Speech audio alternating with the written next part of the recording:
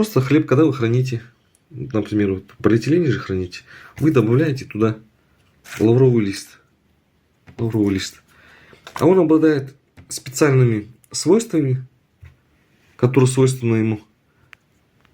И это помогает хлебу, чтобы находиться в таком состоянии, в котором он находится.